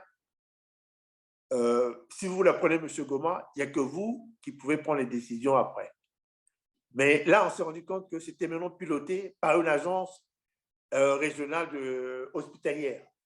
Donc, c'est plus discrétionnaire. Bien sûr. C'est plus une décision discrétionnaire.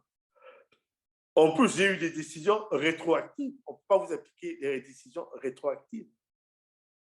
En droit, ça ne se fait pas. Et après, ils se disent, mais comme on ne lui reproche rien, on ne veut plus qu'il fasse de la gynéco, il faut qu'il aille faire, je ne sais pas quoi, là, en psychiatrie, qu'il aille faire du contact. Il dit, mais non, mais ce n'est pas possible, moi, je suis gynécologue obstétricien. Le ministère me reconnaît en tant que gynécologue obstétricien. Et puis, je dis, mais avant de modifier les fonctions de quelqu'un, il faut un avenant. Absolument. Il n'y a pas d'avenant. Ça veut dire que vous n'avez jamais averti le ministère. Donc, vous voulez faire un truc local. Je dis, moi, je ne viens pas, je ne travaille pas. Je reste chez moi. OK. Fin 2008, je suis viré de l'hôpital. Je ne le sais pas. Vous êtes viré de l'hôpital. Quel est l'acte quel est l'acte qui l'exprime, je veux dire, hein? Vous êtes viré, comment? Mais je suis désinscrit au niveau de l'URSSAF. Ah, vous êtes désinscrit au niveau de l'URSSAF. Et on voulait savoir, vous recevez un courrier pour ça? En France, quand vous avez un travail, vous êtes tout de suite reconnu par l'URSSAF. Ils savent là où vous travaillez. Mais moi, je suis au courant de rien. Je dis, moi, je reste chez moi, je ne viens pas travailler. Je suis gynécologue obstétricien, je dois reprendre mon métier de gynécologue obstétricien. Alors, ils se disent, qu'est-ce qu'on fait? Et comme on travaillait beaucoup, vous savez, il arrivait que je fasse 11 jours d'affilée d'astreinte. 11 jours. Mon fils a appris à pédaler à l'hôpital. Oh. Quand j'ai fait mon mariage, j'ai pris 3 semaines de vacances. Mais au bout de 2 semaines, on m'envoyait un télégramme pour me dire qu'il fallait que je reparte parce qu'il y avait quelqu'un qui était tombé malade. Vous comprenez? Beaucoup travaillé. Et j'avais, monsieur Landy doit connaître, les récupérations de temps de travail, les RTT et le compte épargne-temps de plus de 60 000 €. Mais comme ils m'ont désinscrit au niveau de l'URSSAF, ils sont allés chercher mes droits, ce sont mes droits sociaux, que les gens ne peuvent utiliser qu'avec mon accord, il faut que je signe. Donc, ils sont allés voler mes droits sociaux. Attendez, docteur, s'il vous plaît, retenez votre idée. Alors, toute cette procédure, mais comment est-ce que vous vous comportez? Comment vous traitez salarialement?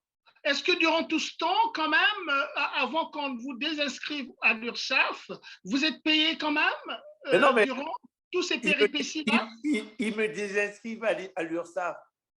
Ils n'ont pas l'argent pour me payer. Mais j'ai des RTT qui font le plus de 60 000 €. Donc, ils disent, on va diviser ça par 12. Et on va lui donner 5 000 € par mois, puisqu'il n'y a pas les gardes, il n'y a rien du tout. Et au bout de 12 mois, ils me disent, ah ouais, mais on ne peut plus vous payer parce qu'il y a absence de service. Mais là, ça peut se comprendre un peu. Mais même les juges entre eux disent oui, il y a absence de service fait. Monsieur Niekassissa, même si on a reconnu la faute de l'hôpital qui a été condamné à 5 000 €, mais il aurait quand même dû travailler parce que c'est parce qu'il n'est pas allé. Je dis, mais s'il n'y a pas d'avenant, comment voulez-vous que je devienne psychiatre? Je ne peux pas devenir psychiatre, il n'y a pas d'avenant. Ah ben j'ai dit non, mais moi je ne viens pas. Je ne travaille pas. Ils me font... On peut constater quand même que là, vous êtes resté quand même beaucoup d'années sans travailler. Vous avez vous-même dit près de 15 ans. Depuis le 2 octobre 2007 jusqu'à ce jour. Jusqu'en 2022, là, ça fait presque 15 ans là, que vous n'avez pas travaillé? Pas travaillé du tout. Mais je suis reparti le 4 février. Mais quand on vous dit, rentrez chez vous, vous avez un comité d'accueil de 10 personnes, peut vous casser la gueule. Rentrez chez vous.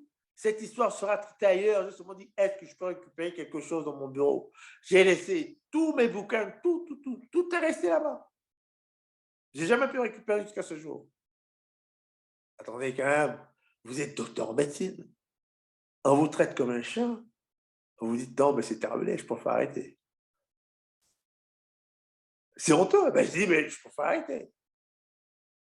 Et à la fin, ils vous licencient, ils ne vous le disent pas.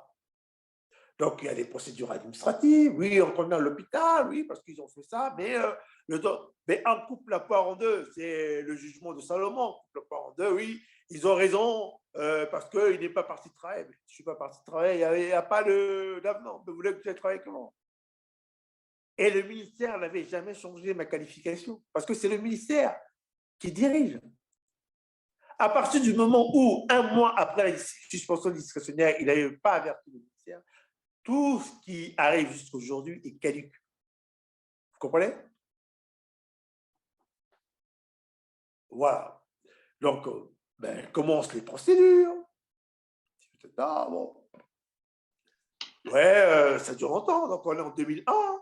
Et en 2001, j'ai réussi à porter plainte. En 2000, oui, je suis convoqué par la juge d'instruction. Et ce qui est bizarre, c'est une juge d'instruction spécialiste des affaires matrimoniales qu'on met pour une affaire pénale. Wow. Si vous voulez couler un dossier, vous le confiez à n'importe qui. Donc j'arrive là, elle me dit oui, monsieur, qu'est-ce que c'est ça, oui. Donc quand je lui donnais la réponse, je sentais qu'elle était agacée. Rappelez-nous, là c'est quelle période là? C'est quelle période? 2011. 2011, d'accord. 2011, je porte plainte, je suis avec un... Le premier avocat que j'avais, c'était un blanc. Ok. Je pense qu'il était bon. Mais à un moment, il me fait comprendre qu'on lui a proposé le contentieux de l'hôpital de Chinon. Et il me pousse à passer un accord. J'ai dit, mais non. Okay. J'ai dit, c'est pas possible. Elle dit, hop, de côté. J'ai dit à ma femme, ça, c'est pas bon. Mais vous ne pouvez pas travailler pour la partie adverse quand vous êtes pour l'avocat. OK. Non. Je prends un noir. Et ce noir, on va voir le juge. Le juge qui dit, il commence à me poser des questions. Je réponds à toutes les questions. Ils sont agacés, mais parce qu'il n'y a rien. Ils sont agacés. Vous la sentez agacée. Et après, je prends le dossier, je recommence à regarder. Oui, regardez vite, tout ça. Il dit, madame, j'ai le droit de regarder. Il faut que, si vous avez écrit des choses qui ne me paraissent pas correctes, vous avez le droit de les corriger. Elle me dit, je vous rappelle dans une année pour voir un peu comment marche le dossier. 2012, rien. 2013, rien. Et mon avocat noir n'a fait aucun acte. Votre avocat noir n'a fait aucun acte, pourquoi? Il faut lui poser la question. En ce temps-là, je travaille à Brazzaville. Je passe sur Paris parce que j'étais à l'Assemblée mondiale. Vous travaillez à Brazzaville? Oui, j'étais au cabinet présidentiel, oui. Je travaillais au cabinet présidentiel. Oui, alors, vous êtes en 2013. À quelle année, docteur? 2013. 2013. Donc, je suis de passage à Paris parce que je vais à Genève pour l'Assemblée mondiale de la santé. Je reviens à Tours, je passe quelques jours chez moi. Et puis, j'ai écrit à l'avocat, je vais lire. Et il y a l'article 114 du Code pénal qui dit que la partie civile a le droit de participer, d'avoir les documents de l'instruction. Et je lui fais un courrier. Là, elle panique. Elle me dit, mais oui, mais vous me faites ce courrier, mais votre avocat n'a rien demandé. Je dis, mais raison de plus, là, vous savez que c'est moi qui vous le demandez. Je lui ai écrit, il va vous demander les éléments de la procédure. Vous vous rendez compte? Pendant 2 ans, un avocat qui ne fait aucun acte. Aucun acte. Et c'est moi qui écris. Je vais lire. Je dis, mais comment expliquer, pour une affaire, pour vous, très, très importante, vous prenez un avocat qui est censé vous défendre. Qu'est-ce qui explique cette sorte de léthargie, cette sorte de somnolence d'un avocat sur une affaire? Il faudra lui poser la question. Oui, mais c'est votre avocat, vous lui posez la question, il vous dit quoi? Mais non, mais c'est pas grave. Moi je dis, on avance. je vais lire, il y a l'article 114, on me dit, il y a un article 114 qui permet d'avoir accès au dossier.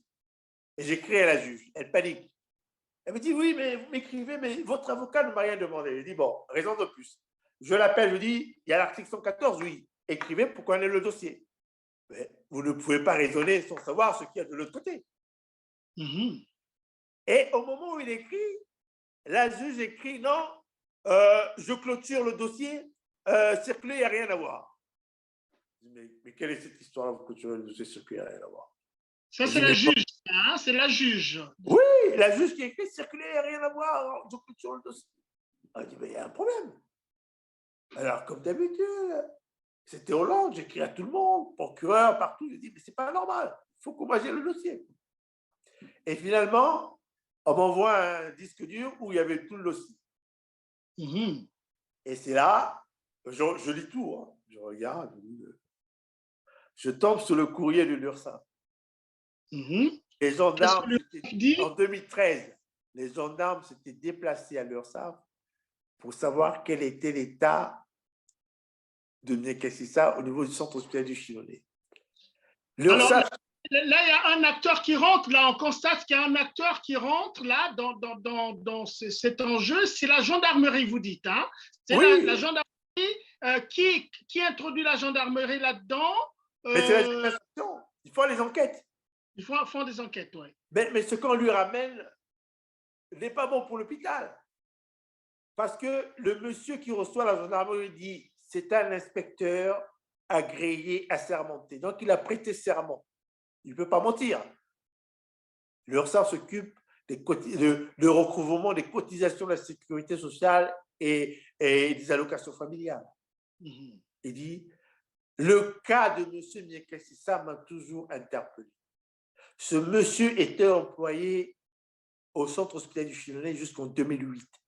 Depuis 2009, il n'a plus d'employeur. Ça veut dire quoi? Il n'a plus d'employeur, c'est-à-dire qu'il devait être licencié ou il ben voilà. C'est bien ça. Si je comprends en tant que novice, c'est ça que je comprends, moi. Mais oui, mais on ne vous le dit pas. La gendarmerie écrit le docteur Niakassissa n'a plus d'employeur depuis 2009. Mais ça veut dire qu'on vous a licencié. Et on ne vous a pas notifié que vous êtes licencié? Rien du tout. Mais puisque l'année 2009, ils m'ont payé avec mes droits sociaux et des faux bulletins de paye. Pourquoi l'URSSAF s'en rend compte? Parce qu'avec les faux bulletins de paye, ils ne versent pas les cotisations sociales pour ma retraite. C'est quoi les faux bulletins de paye? Un hôpital qui fait des faux bulletins de paye, c'est quoi cette histoire? Ah ben oui, mais ils font leurs faux petits bulletins, et ils ont leur truc, et puis hop, on te vire un peu ton argent, mais tu as l'impression, mais l'URSSAF n'a pas tes cotisations. Attendez, docteur Niakassissa, moi, il y a des choses qui me dépassent à écouter ce récit-là. Comment une institution... Alors, on vous prenait pour quoi? On vous prenait pour un camp, ou excusez-moi l'expression?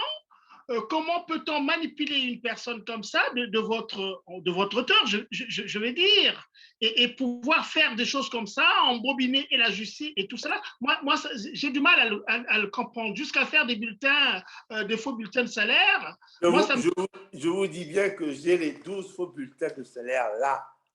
Pourquoi?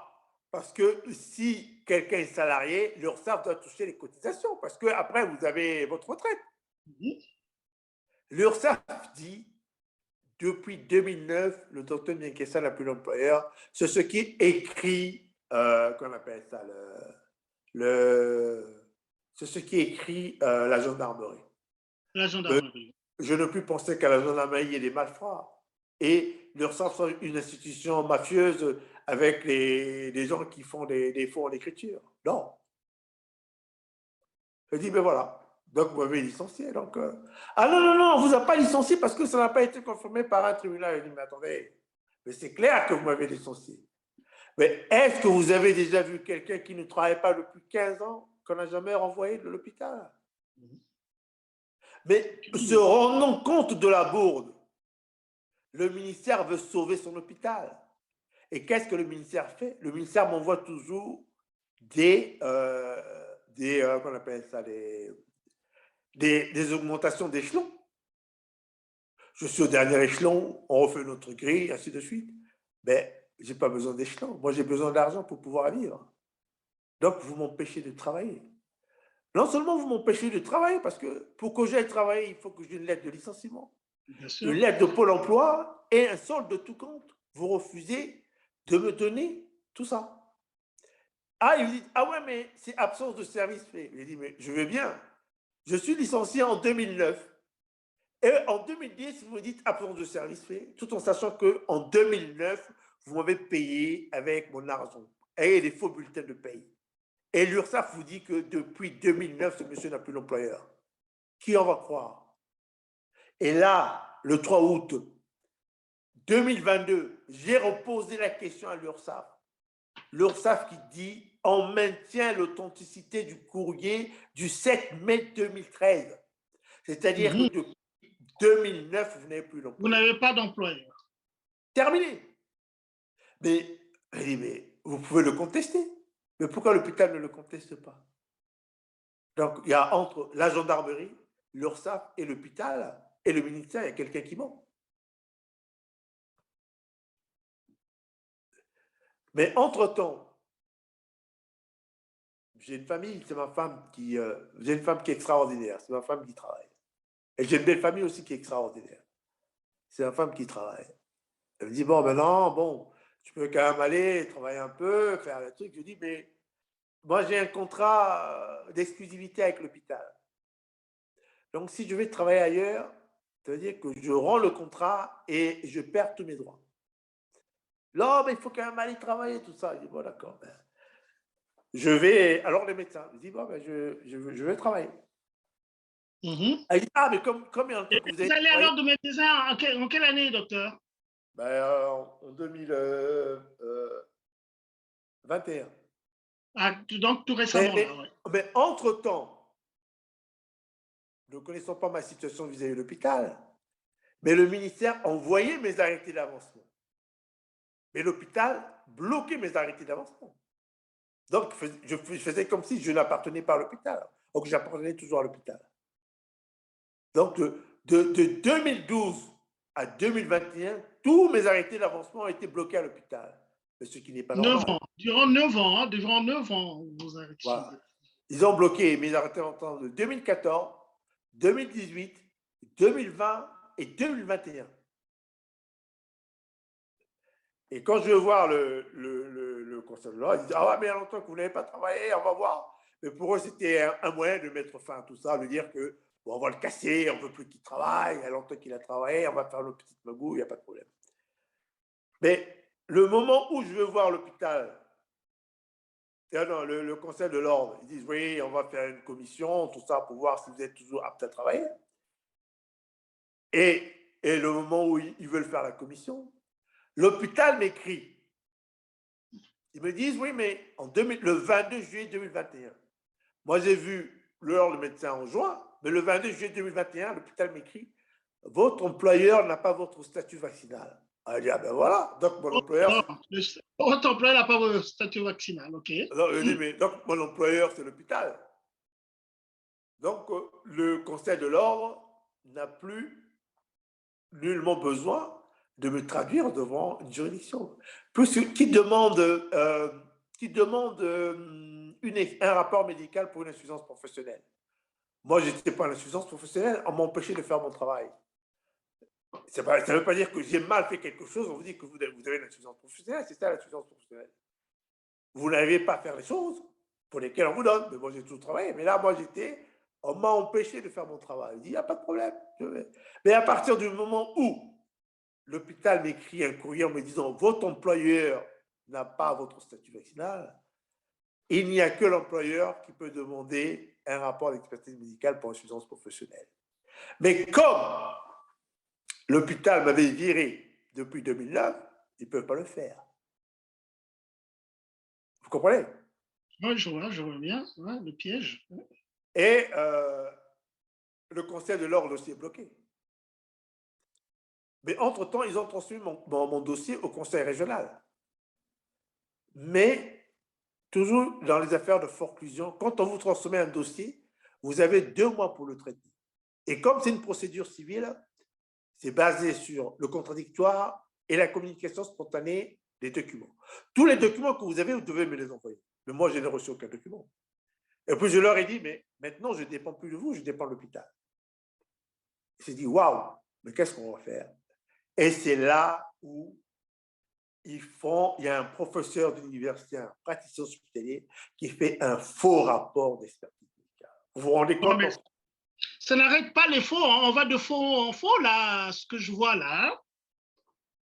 Mais il fait un faux rapport. Mais vous savez, il y a l'article 441 du Code pénal qui dit, quand vous faites un faux en écriture, dans une mission de service public, c'est puni par la loi. Mais ça, c'est une mission de service public. Et vous savez qu'est-ce qu'il dit?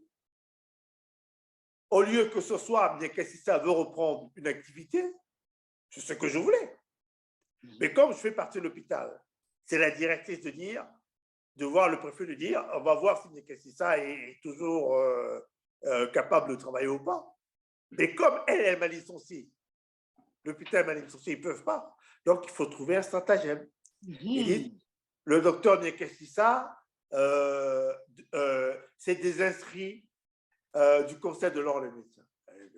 Mais c'est quoi, c'est encore? Alors que vous ne l'avez pas fait, vous ne l'avez pas fait. Mais non, mais j'ai appuyé sur un bouton sur le conseil de l'ordre, j'ai tout le récapitulatif. Depuis le 20 novembre 99, ma première inscription, jusqu'à aujourd'hui, je suis toujours inscrit au conseil de l'ordre. Ça, c'est le premier faux. Le deuxième faux, donc, je consulte le conseil départemental pour me réinscrire. Mais comment voulez-vous que je me réinscrive quand j'ai la carte du Conseil national de l'ordre des médecins? La carte de 2021 et la carte de 2022. Mais attendez, docteur, bon, excusez mon inculture, mais quand vous êtes inscrit à l'ordre des médecins, là, avec tout ce que vous racontez ici, est-ce que même au niveau de l'ordre, vous n'avez pas la possibilité d'exposer votre problème? Il n'y a pas des organes de médiation à partir de l'ordre? Non, mais vous allez voir, j'ai récupéré, je vais vous expliquer, j'ai récupéré mon dossier à l'ordre. Mais c'est n'importe quoi. L'ordre écrit, le docteur Nekessissa s'est arrêté pour des raisons personnelles. Mais là, ah, pour des raisons personnelles. Là, ce n'est pas à votre avantage. Ça c'est une façon de vous enfoncer davantage, c'est-à-dire que… Mais c'est un faux en écriture. Est-ce qu'ils ont un courrier qui dit que je me suis arrêté pour des raisons personnelles? Le docteur Nekessissa a travaillé jusqu'au 28 juin 2020. Mais non, ça fait depuis le 2 octobre 2007 que je ne travaille pas. Mais ce sont des faux, c'est des faux en écriture. Je dis, mais il ne faut pas embellir les dossiers pour rien. Vous comprenez? Déjà, le rapport d'expertise médicale, c'est un faux en écriture. Vous êtes professeur d'université, praticien hospitalier, vous faites des faux en écriture. Ça veut dire que vous allez faire des faux diagnostics et des faux traitements. Et tout ça, c'est pourquoi? Pour sauver l'hôpital. Et vous savez qu'est-ce qu'ils écrivent?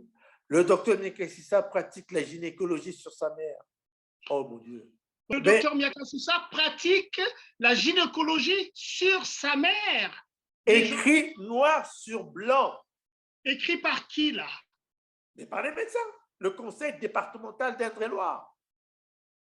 Alors, jusqu'à ce point, on va se coucher dans la bassesse jusqu'à ce point? Mais oui, mais quand ils n'ont plus rien à dire, ce sont les insultes.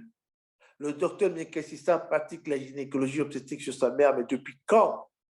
Ma pauvre mère s'est fondue d'un courrier pour leur dire, mais mon professeur, mon gynécologue est à Paris. Ma mère est mariée à un professeur. Elle a une fille pédiatre. Elle vit en Afrique, mais elle n'a pas besoin de moi pour ses problèmes de gynécologie. Le docteur Nekessissa pratique, parce que c'est l'essence même de notre métier. Je vais vous expliquer pourquoi. C'est soit la diffamation, c'est faux, hein? C'est soit la diffamation.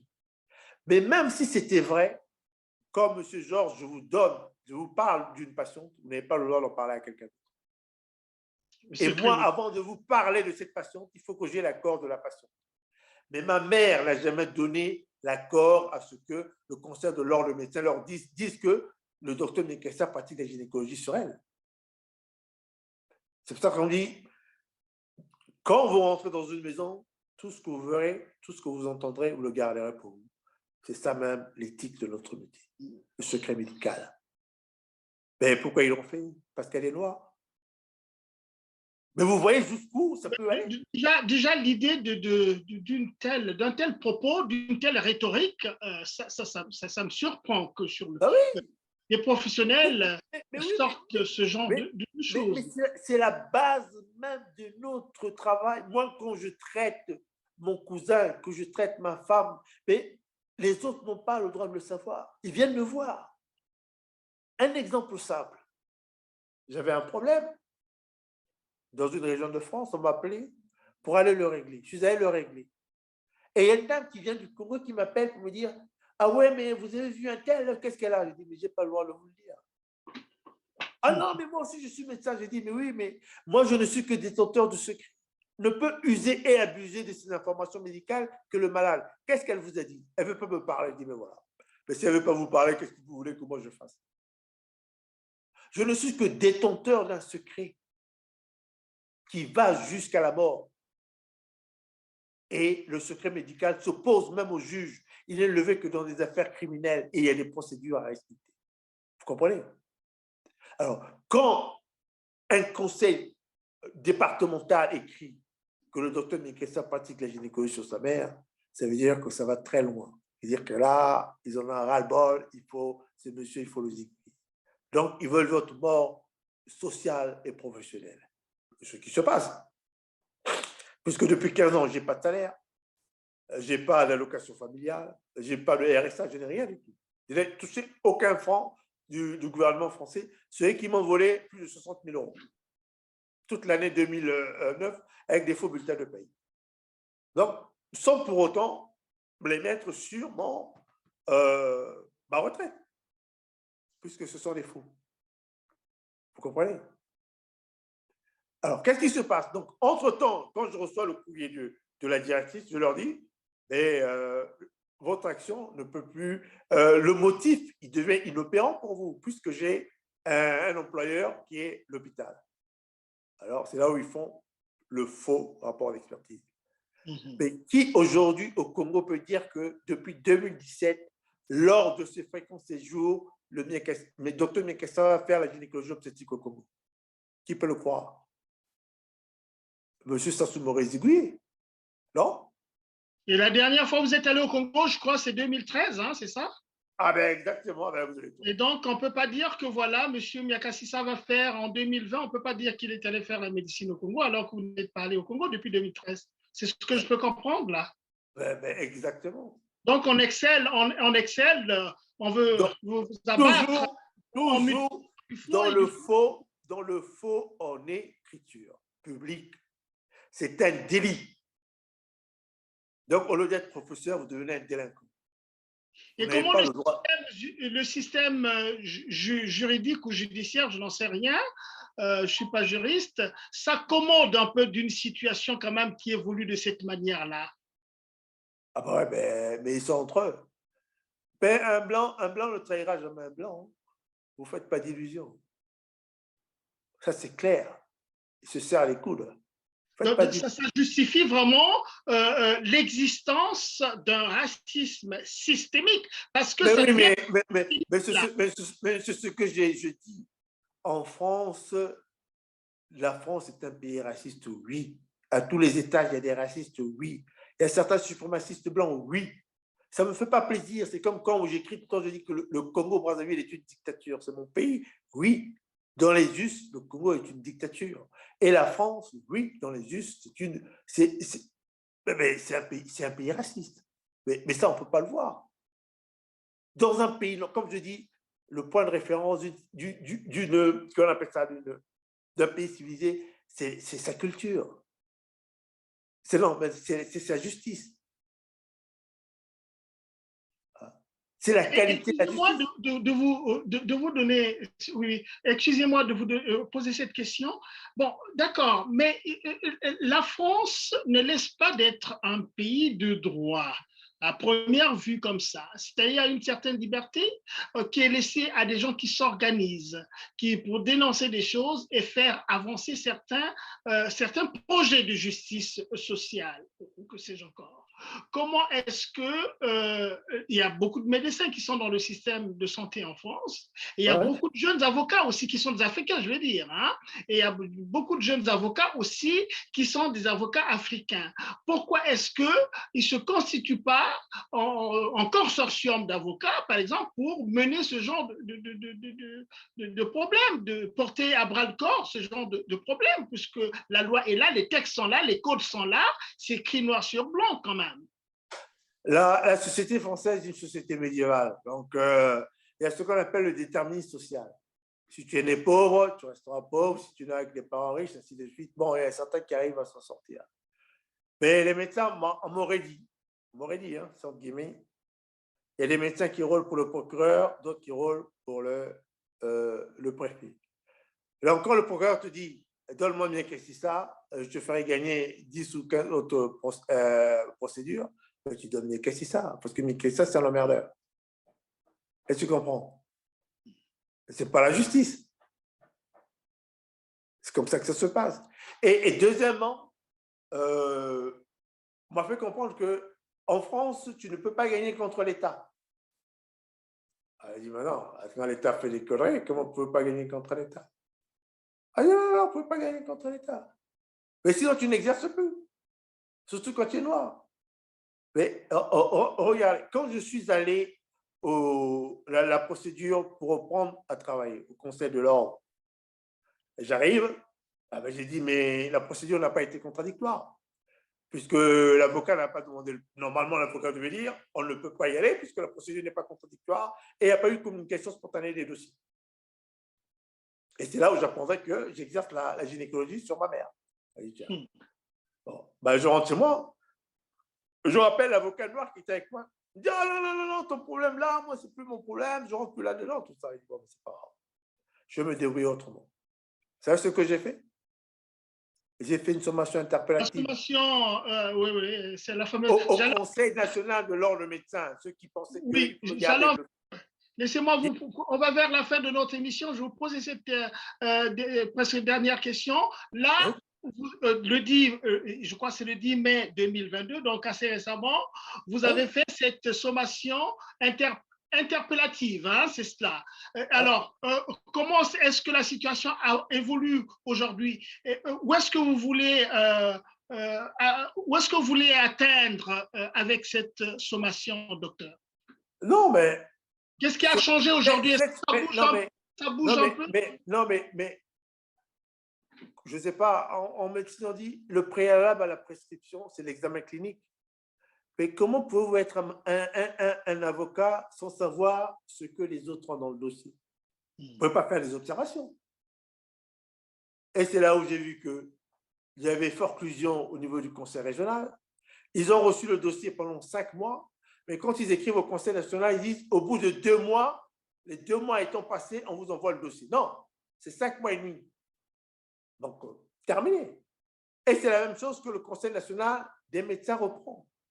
Mais c'est quand même le Conseil national de l'ordre des médecins de France. Ils ne peuvent pas se comporter de la sorte. Ils sont là pour protéger tous les médecins. Mais on a l'impression que c'est une secte. Ce n'est pas possible. Hein? Mais même quand vous y allez, ce qu'on appelle les formations restreintes, il n'y a que des blancs. Mais ce n'est pas la représentation de la France. Et pour revenir à votre question, les organismes qui luttent contre le racisme, ils sont dirigés par des blancs. Mais ce n'est pas eux qui vivent le racisme. Vous comprenez? Aux États-Unis, ce sont les Noirs qui dirigent. Mais pourquoi en France, en dehors de SOS racisme, mais bon, mais ça a été créé par Mitterrand pour avoir les voix pour le Parti socialiste, qui n'existe pratiquement plus. Mais quand vous voyez la LICRA, la Fédération internationale de Ligue des droits de l'homme, des trucs comme ça, mais c'est que des blancs. Mais ce n'est pas eux qui vivent le racisme, c'est nous qui vivons le racisme. Donc, en conclusion, comme je voulais dire, j'ai fait ressortir que c'était une fausse procédure, je ne comprends pas comment un conseil régional peut faire des faux en écriture et un conseil national de l'ordre des médecins, je le dis, peut faire des faux et usage de faux en écriture. Faux en écriture, premièrement parce que j'avais dit que j'arrêtais. Ils ont dit que le docteur Nyakassa veut continuer. Et pourtant, j'avais un avocat noir à côté de moi. Mais ils disent que je vais continuer. Ils n'ont même pas peur, l'avocat noir qui était à côté de moi. Ils disent que je vais continuer. J'ai dit non, j'ai 60 ans, j'arrête. Ma fille avait 3 ans quand ça a commencé. Maintenant, elle a 18 ans, je veux me consacrer à ma fille. J'arrête. Ils écrivent, le docteur Nyakassa veut continuer. Non, c'est faux. J'ai fait un courrier au président pour dire que dès que vous recevez ce courrier, j'arrête tout. À l'hôpital, dans les cabinets et dans les cliniques, je ne veux plus faire la gynéco-obstétrique. D'autant plus que vous dites que je fais la gynéco sur ma mère. Bon, ça, c'est une insulte que personne ne peut supporter. Et deuxièmement, j'ai mis en évidence ce qu'ils voulaient cacher, puisqu'il n'y a pas eu de communication spontanée de dossier. Donc, tous les problèmes de procédure que l'avocat aurait dû soulever. Et c'est moi qui le soulève. Et troisièmement, le faux rapport d'expertise fait par un professeur d'université praticien hospitalier. Mais ces gens-là, quand ils arrivent en Afrique, vous dites « Ah ouais, mais c'est le professeur, tout ça. » Mais ce monsieur, je l'ai vu arriver en tant que jeune interne, celui qui fait ça. Vous comprenez? Non seulement il fait des faux en écriture, et deuxièmement, il y a un conflit d'intérêts, puisqu'il est le chef du service de la maternité de Chinon, là où j'étais. Donc, il y a conflit d'intérêts. Et troisièmement, il y a omission des propos que je lui avais tenus pour dire que j'arrêtais. Et quatrièmement, vous savez ce qu'il dit? Il m'a fait un rapport d'expertise de complaisance. Mais ça veut dire que c'est un manque de rigueur professionnelle. Comment pouvez-vous faire un rapport d'expertise de complaisance? Ce n'est pas ce qu'on vous demande. Oui, ça, ce sont les professeurs qu'on trouve en France. Il dit, ben bon, ben voilà. Non, non, mais c'était pour remettre tout ça en perspective, pour leur dire ce que vous avez fait du début jusqu'à la fin. Moi, j'ai tenu la route. Tout ce que j'ai à vous donner, c'est ma dignité. Je ne suis pas là pour l'argent. Et je vous demande seulement de me donner 3 papiers. J'ai écrit à la directrice, je dis, vous avez dit le 21 que j'étais votre employeur, le 22 juillet 2021 que j'étais votre employeur. Maintenant que je vous demande la lettre de licenciement, la lettre de Pôle emploi et le solde de tout compte, qu'est-ce que vous écrivez? J'ai tout lu, mais je n'ai rien à vous répondre. Ça arrive à quoi? Voilà là où vous en êtes. Et tout ça, comme je l'ai dit à l'administration hospitalière française, comme je l'ai dit toujours, ce n'est que du racisme. Et on n'a jamais vu ça. Et tout ce que je vous dis est factuel. Hein. J'ai les documents. C'est factuel. Le faux rapport d'expertise, je peux le démontrer. Je peux même emmener 5 millions de Congolais qui viendront témoigner pour dire que même Nyakassa n'est jamais venu au Congo en 2017, lors de ses fréquents séjours, de 2017 à 2022. Moi, je vais aller au Congo. Attends, mais c'est la mort qui sera au bout de chemin. Ouais. Donc, ces gens-là, ils ont un complexe du petit blanc qui est supérieur au noir. Mais moi, je tiens seulement à dire à mes collègues, à tous qui nous suivent, si vous avez un problème, allez jusqu'au bout. Les avocats noirs, je ne sais pas, peut-être qu'ils les considèrent ou ne les considèrent pas, mais bon, moi, tout ce que j'ai compris, c'est que dans mon affaire… Les avocats noirs ne sont pas considérés, c'est ça? Ils ne sont pas considérés parce qu'ils n'ont pas la force nécessaire ou ils ne portent pas à bras-le-corps des dossiers qui leur sont apportés, ou bien ils sont aussi à la force du système. Monsieur Goma, soyons sérieux. Ce sont des procédures. On vous dit que c'est une procédure qui est contradictoire et qui est basée sur une communication spontanée des dossiers. Mais vous devez écrire, me dit, monsieur, on ne peut pas venir comme ça. Je ne peux pas faire des écritures sans savoir ce qu'il y a dans votre dossier. Mais comment moi j'ai fait pour avoir le dossier? J'ai lu le dossier du Conseil national de l'ordre des médecins. Je leur ai envoyé un huissier. J'ai fait une sommation interpellative. Ben, l'avocat pouvait le faire, pourquoi elle n'a pas fait? J'ai tout le dossier. Et c'est là où je vois, dans mon dossier professionnel, c'est n'importe quoi. Pas suivi, hein. Tous les ans, je paye pour qu'on suive vraiment mon dossier. Le docteur Miekassa s'est arrêté pour des raisons personnelles. Vous avez un courrier? Le docteur Miekassa a travaillé jusqu'en 2020. Ben non, pas jusqu'en 2020, c'est faux. Ah oui, mais le docteur Miekassa fait partie du centre hospitalier du Chinonais, mais il ne travaille pas. On va voir après. Mais comment vous le savez? Moi, je ne le sais pas. Sans oublier que le docteur Miakasissa pratique la médecine, la gynécologie sur sa mère. Voilà. Le docteur Miekassa, c'est celui qui pratique la gynécologie obstétrique sur sa mère. C'est écrit noir sur blanc. Mais écoutez, je pense quand même que là, à entendre des choses comme ça, c'est très, très, très grave. C'est très grave parce qu'on avait pensé que le racisme, c'était une histoire, en fait, dans son approche la plus violente. Je vais dire que c'était du passé. Mais là, ça semble ne pas être violent, mais au fond, c'est symboliquement violent. Ce que vous ne comprenez pas, le racisme est violent. C'est des gens qui ont le savoir. C'est ça. Dans la rue, ça peut se comprendre, mais des gens qui ont le savoir, qui sont censés avoir le pouvoir. Mais quels sont les gens qui ont le savoir, le pouvoir? Ce sont les magistrats, ce sont les médecins, ce sont les directeurs, Mais voilà, c'est là où c'est compliqué. C'est là où c'est dur. C'est là où on doit se battre. Voilà. Ben, écoutez, donc, les 3 documents que j'ai demandés, on ne veut pas me les donner. Donc, on a dit, mais comme j'avais la fatwa, je suis chez moi, je fais ce que je veux, je ferai tout pour que le docteur Miekassa n'exerce plus la médecine en France. Donc, et c'est la mort sociale et professionnelle qui était programmée. Voilà. Peut-être la dernière question là, est-ce que, docteur Miakasissa, vous vous sentez assez combatif pour obtenir ces 3 documents dont vous parlez avec un système qui est à toutes les dents dehors pour vous confronter? Mais à un moment, il faut que l'abcès soit crevé. On ne va pas continuer à se mentir. Très bien. Le seul problème, la seule question qui va maintenant se poser entre l'URSSAF, qui a confirmé le dossier, disant que j'ai été licencié, et la gendarmerie qui est du côté de l'URSSAF, et l'hôpital, il y a une institution qui ment. Laquelle? Ça ne peut pas être la gendarmerie, ça ne peut pas être l'URSSAF en tout cas. Donc c'est l'hôpital. Très bien. Alors, merci beaucoup, docteur Miakasissa. Je pense que non seulement nos auditeurs vous ont entendu, mais je pense que cette émission arrivera aussi, n'est-ce pas, aux oreilles où les personnes qui sont concernées, les acteurs de votre histoire, vont la suivre et nous serons bien contents qu'ils réagissent par rapport à cela. Qu'ils réagissent par rapport à cela. Mais c'est l'intérêt. Moi, j'aurais pu partir. On aurait dit oui, mais on a condamné Miakasissa. Mais vous savez, pour l'affaire de la CRCI, là, de l'enfant qui avait le plexus brachial. Oui. 10 ans après, le procureur m'a donné le rapport d'expertise du professeur qu'il n'avait pas signé. Parce qu'il avait compris ce que je lui avais dit. Mais si vous ne signez pas un rapport, mais comment est-ce que le juge peut vous condamner, lui qui n'est pas médecin?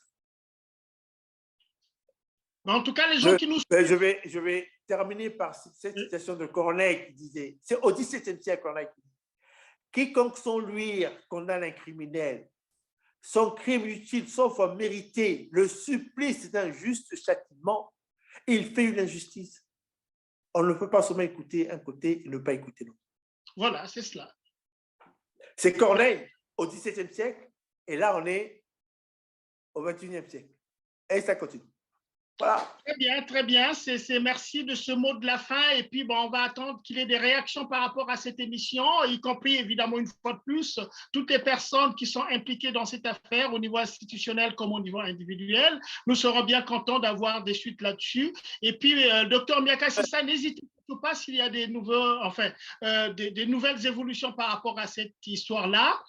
Écoutez, nous sommes toujours prêts à vous laisser cette antenne, cette tribune, pour qu'il y ait une suite, une fin à cette affaire qui est vraiment très, très, très dommageable.